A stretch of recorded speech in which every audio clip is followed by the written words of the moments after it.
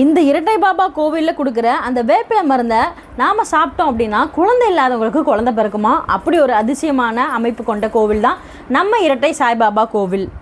சாய்பாபான்னு சொன்னாலே பலவிதமான மிராக்களை கொண்டு வர்றவர் தாங்க சாய்பாபா.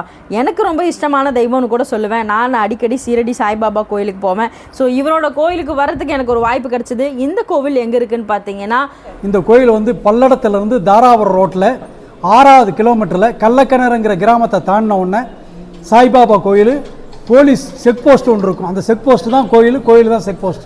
கரெக்டாக பல்லடத்துலேருந்து 6வது கிலோமீட்டர் தாராபுரம் ரோட்டில் சாய்பாபா கோயில். குழந்தை இல்லாதவங்களுக்கு மருந்து சொன்னீங்கல்லப்பா, அது எப்படி?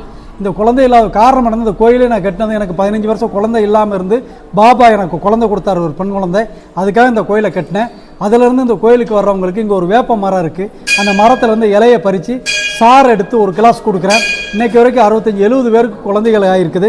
குழந்தை இல்லாதவங்க யார் வந்து இங்கே வந்து 2 தடவை இல்லை 3 தடவை குடித்தா போதும் 100% குழந்தையாகும். அதில் எந்த வித மாற்றம் இல்லை. இந்த ஏரியாவில் உள்ள எல்லா மக்களுக்கும் தெரியும். இந்த கோயில் வந்து மெயினாக குழந்தை இல்லாதவங்களுக்கு குழந்தை பாக்கியம் கொடுக்குற கோயிலுங்கிறது எல்லாருக்கும் தெரியும்.